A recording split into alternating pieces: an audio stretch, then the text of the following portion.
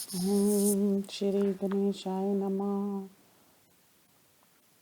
श्रीमात्स्य महापुराणे तडागविधिर्नामष्ट पंचाशोऽध्याय। तालाब, बगीचा, कुआं, बावली, पुष्करिणी तथा देव मंदिरिका की प्रतिष्ठा आदि का विधान। सूतवाच। जलाशयगतं विष्णुमुवाच रविनन्दना तडागारां कूपानां वापीषु नलिनीषु च विधि पृच्छामि देवेश देवतायतनेषु च के तत्र चतुर्वजो नाथ वेदी वा क्रीदर्शी भवेत् दक्षिणावल्या काला स्थानमाचार्य एव च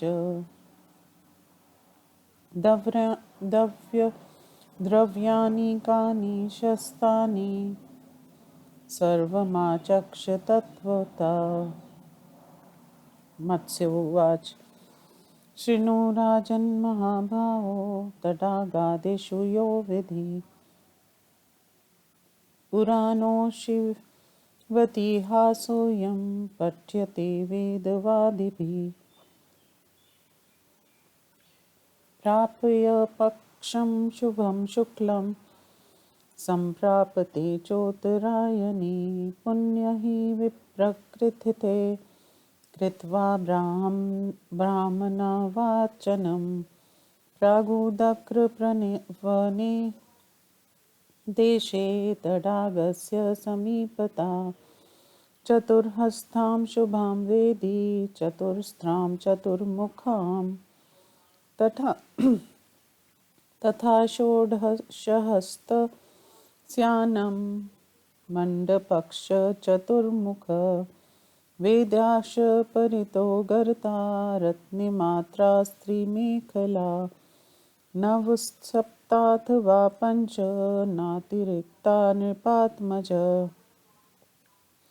वित्सितिमात्रा योनि स्यात् षट्सप्ताडुलिवृस्तता गर्ताक्षहस्तमात्रा सयुस्त्रीपर्वोचित मेखला सर्वतस्तु सर्वनाशयु पताकाध्वजंसयुता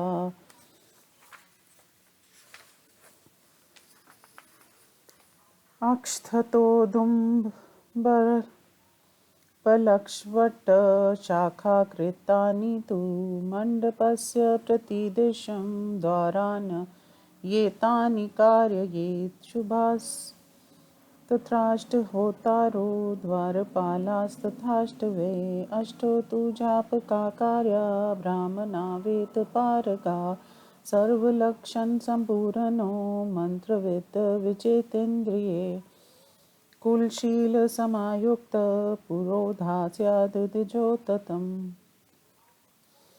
प्रतिगर्तेषु कलशा यज्ञोपक्राणि च व्यजनं चामरे शुभ्रे ताम्रपात्रे सुवृस्तते तत्स्वत्वने कर्वणा संयुक्ष्वर प्रतिदेवतम् आचार्य प्रक्षिपेद भूमा वनुमन्त्रविचक्षणा व्यररत्निमात्रो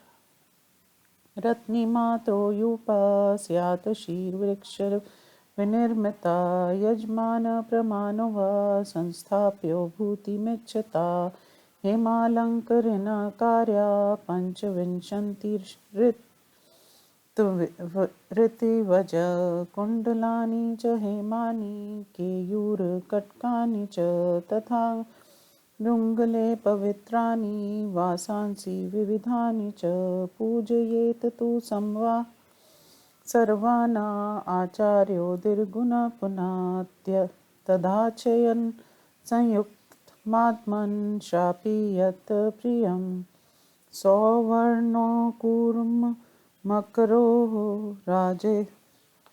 राजतो मत्स्यदुण्डभो ताम्रो कुलीरन्मण्डूका वायस शिशुमारका एवमासाद्य तत्सर्वमाद्य विश्वामते शुक्लमाल्याम्बरधरा शुक्लगन्धानुलेपना सर्वौषधयो युधकैस्तत्र स्त्रान्नपित्वा पितो वेदपारगे यजमाना सप्तीनका पुत्रपौत्र समन्विता पश्चिमद्वारमासाद्य प्रविशेदयागमण्डपम्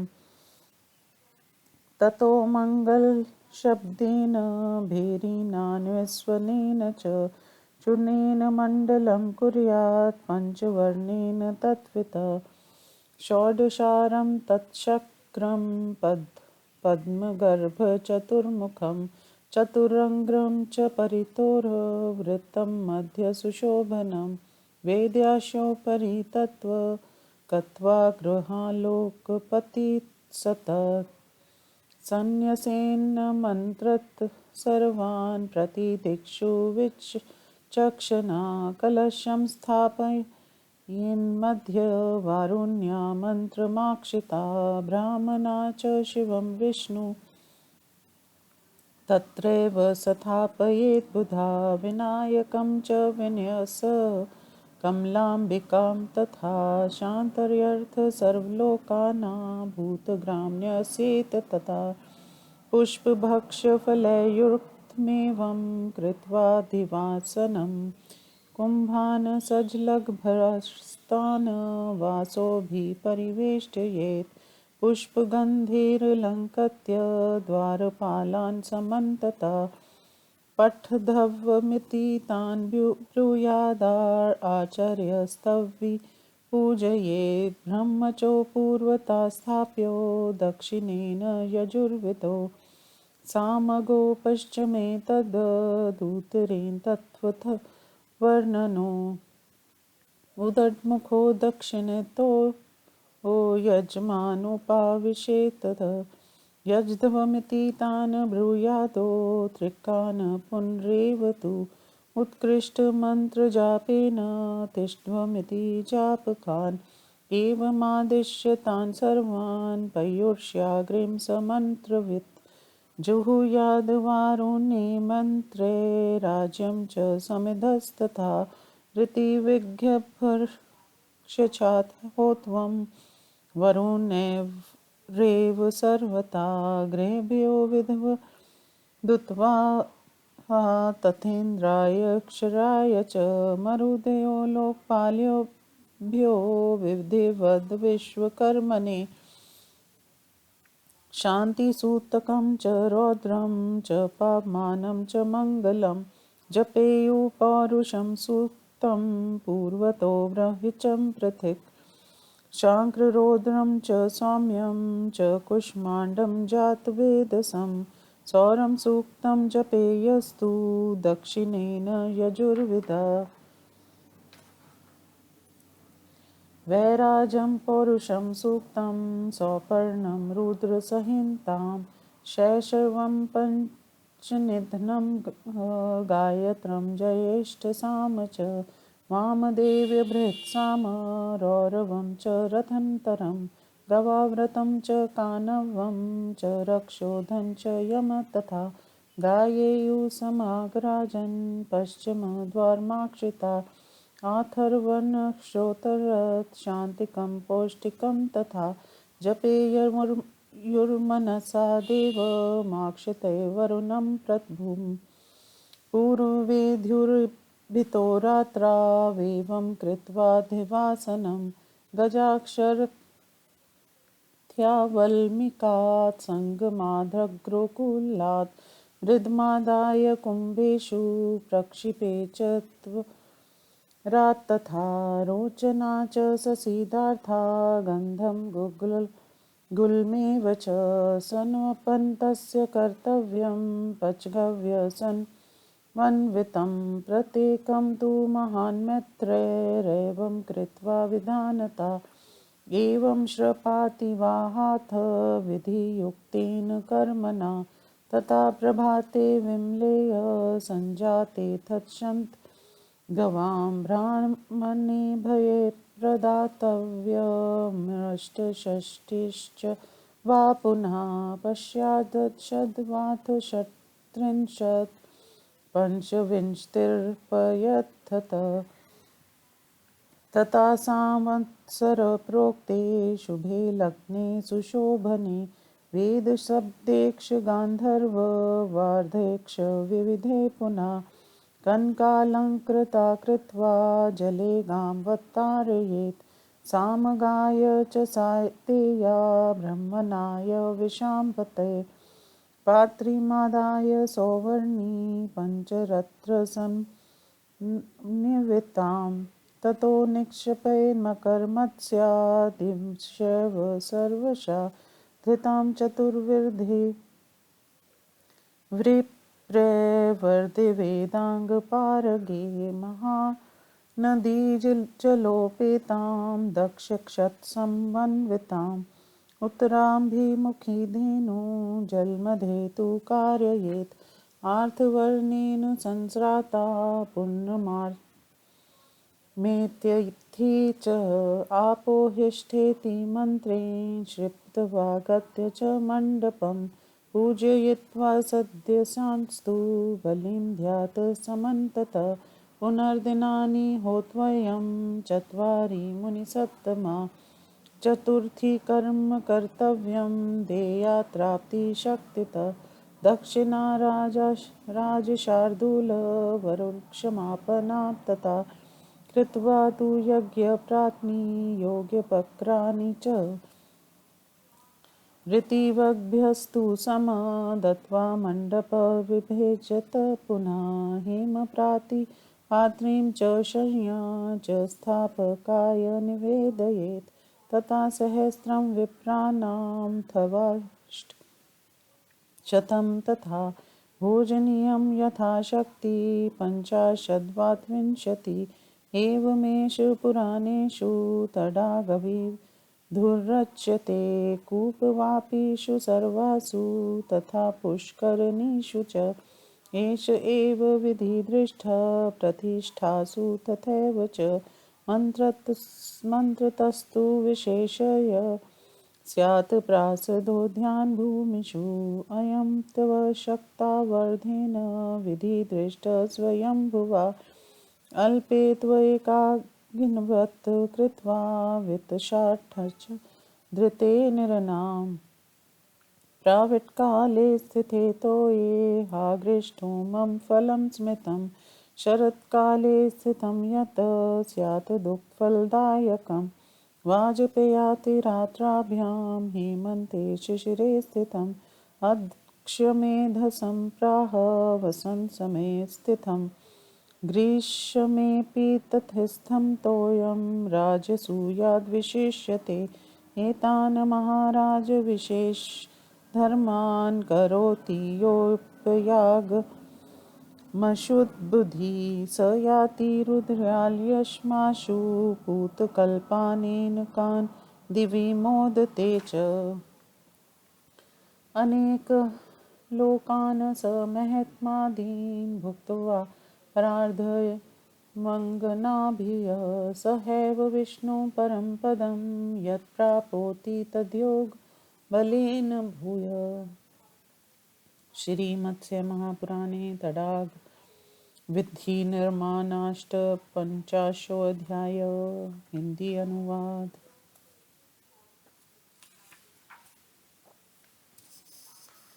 सूत जी कहते हैं, ऋषियों, सूर्यपुत्र मुन ने जलाशय के भीतर अवस्थित मत्स्य रूपधारी भगवान विष्णु से पूछा, देवेश, अब मैं आपसे तालाब, बगीचा, कुआं, बावली, पुष्कर करनी तथा देव मंदिरी की प्रतिष्ठा आदि की विधि पूछ रहा हूँ।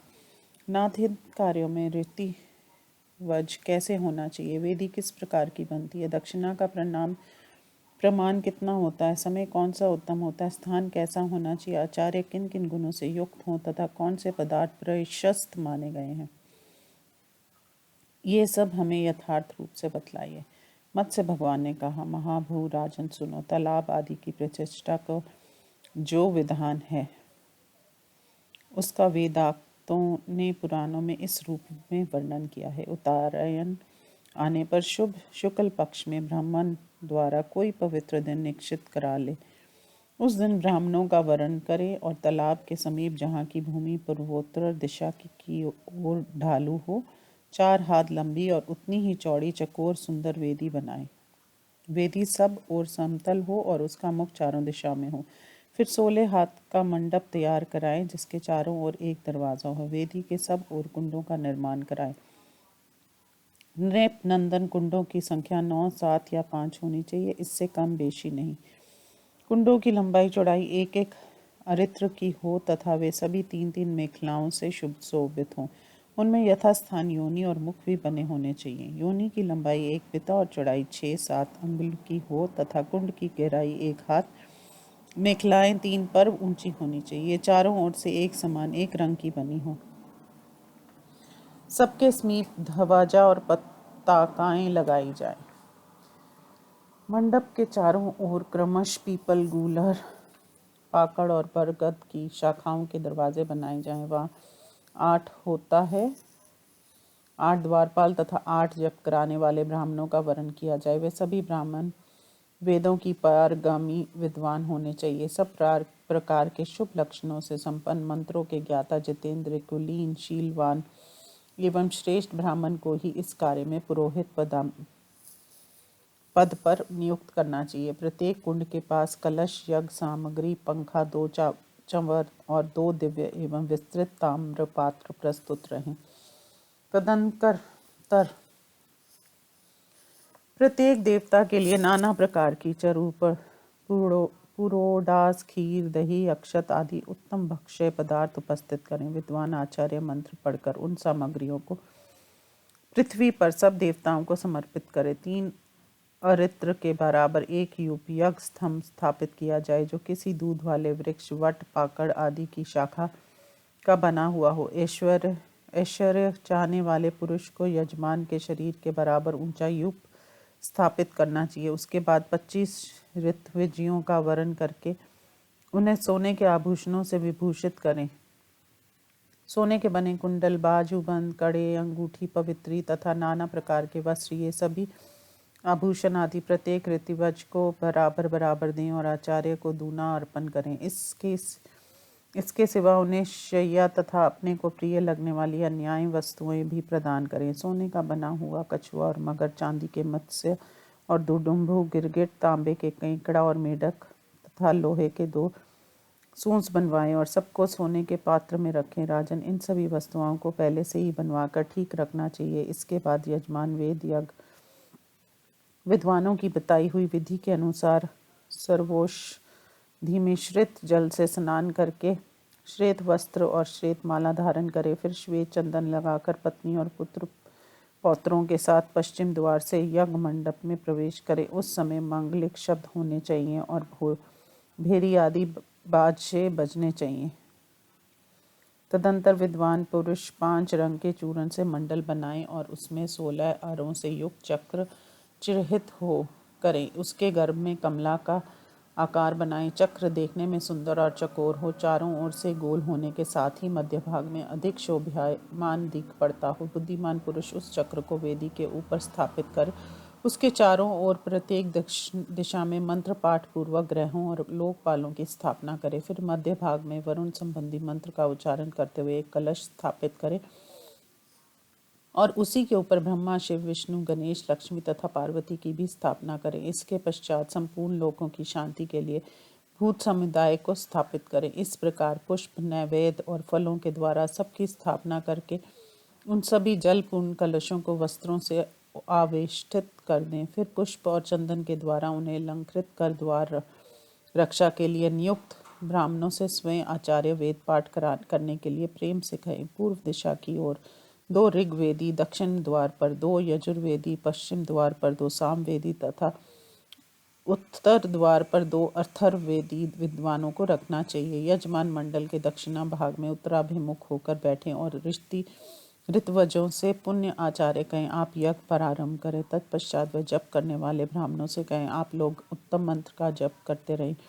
इस प्रकार सबको प्रेरित करके मंत्र यज्ञ पुरुष अग्नि का पुरुषन चारों ओर जल छिड़काकर वरुण संबंधी मंत्रों का उच्चारण कर घी और सौम्यधाओं की आहुति दें। ऋतिवर्जों को ऋतवजों को भी वरुण संबंधी मंत्रों द्वारा सब ओर से हवन करना चाहिए। ग्रहों के निमित्त विधिवत आहुति देकर उस यज्ञ कर्म में इंद्र, शिव, मरुदगण, लोकपाल और विश्वकर्मा के निमित्त भी विधि पूर्वक होम करें।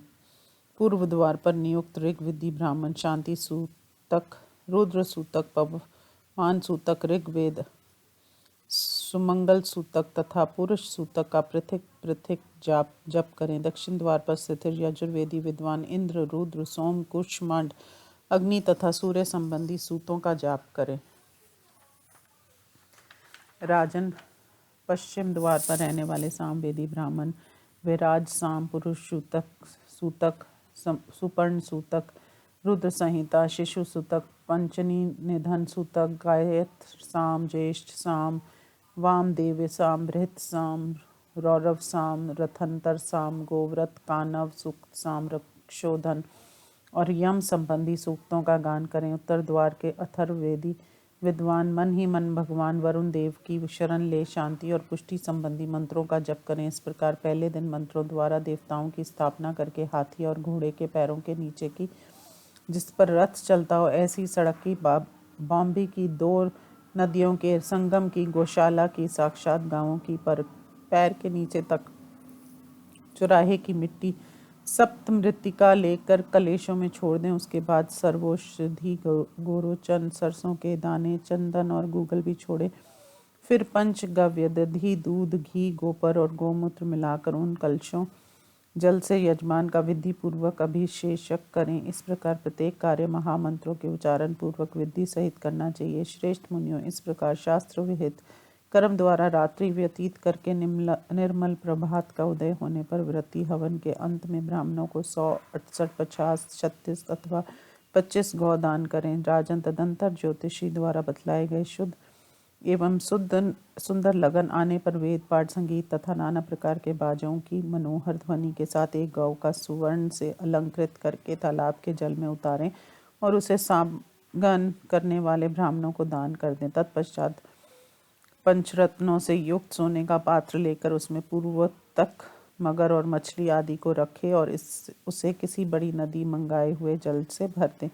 फिर उस पात्र को दही अक्षत से विभूषित कर वेद और वेदांगों के विद्वान 4 ब्राह्मण हाथ से पकड़े और अथर्ववेद के मंत्रों से उसे स्नान कराएं। फिर यजमान की प्रेरणा उससे उत्तराभिमुख उल्ट कर तालाब के जल में डाल दें। इस प्रकार मामेति तथा आपो हिष्ठामयो इत्यादि मंत्रों के द्वारा उस जल में डालकर पुनः सब लोग यज्ञ मंडप में आ जाएं और यजमान सदस्यों की पूजा कर सब और देवताओं की उद्देश्य से बलि अर्पण करें। इसके बाद लगातार 4 दिनों तक हवन होना चाहिए। राज सिंह, चौथे दिन चतुर्था कर्म करना उचित है, उसमें भी यथाशक्ति दक्षिणा देनी चाहिए। तदंतर वरुण से क्षमा प्रार्थना करके यज्ञ संबंधी जितने पात्र और सामग्री हों उन्हें ऋतिवजियों में बराबर बांट देना चाहिए। फिर मंडप को भी विभाजित करें। सूर्य पात्र और शय्या व्रतारंभ कराने वाले ब्राह्मण को दान कर दें। इसके बाद अपनी शक्ति के अनुसार 1108, 50 अथवा 20 ब्राह्मणों को भोजन कराएं। पुराणों एवं कल्प सूत्रों में तालाब की प्रतिष्ठा के लिए यही विधि बतलाई गई है। सभी कुआं, बावली और पुष्ट करने के लिए भी यही विधि है। देवताओं की प्रतिष्ठा में भी ऐसा ही विधान समझना चाहिए। प्रसाद, महल अथवा मंदिर और बगीचे आदि की प्रतिष्ठा कार्य में केवल कुछ मंत्रों का ही भेद है। विधि विधान प्राय एक से ही हैं। उपयुक्त विधि का यदि पूर्णतया पालन करने की शक्ति ना हो तो आधे व्यय से भी ये कार्य संपन्न हो सकता है। ये बात ब्रह्मा जी ने कही, किंतु इस अल्प विधान में मनुष्य को कृपणता का त्याग कर एकाग्री ब्राह्मण की भांति दान आदि करना चाहिए, जिससे पोखरे में केवल वर्षा काल में ही जल रहता है। वह अग्निशोटम यज्ञ के बराबर फल देने वाला होता है। जिसमें शरत काल तक जल रहता हो उसका भी यही फल है। हेमंत और शिशिर काल तक रहने वाला जल क्रमश वाजपेय और अतिरात्र नामक यज्ञ का फल देता है। वसंत काल तक का टिकने वाला जल को अश्वमेघ यज्ञ के समान फलदायक बतलाया गया है तथा जो जल ग्रीष्म काल तक वर्तमान रहता है वह राज्य मत्स्य यज्ञ से भी अधिक फल देने वाला होता है। महाराज, जो मनुष्य पृथ्वी पर इन विशेष धर्मों का पालन करता है वह शुद्धिचत होकर शिव जी के लोक में जाता है और वहाँ अनेक कल्पों तक दिव्य आनंद का अनुभव करता है। वह पुण्य पारार्थ ब्रह्मा जी की पिछली आधी आयु तक देवांगनाओं के साथ अनेक महत्वपूर्ण लोकों का सुख भोगने के पश्चात ब्रह्मा जी के साथ ही योग बल से श्री विष्णु के परम पद की प्राप्त होता है। इस प्रकार श्री मत्स्य महापुराण में तडाग विधि नामक 98वां अध्याय संपूर्ण हुआ। ओम नमो शिवाय।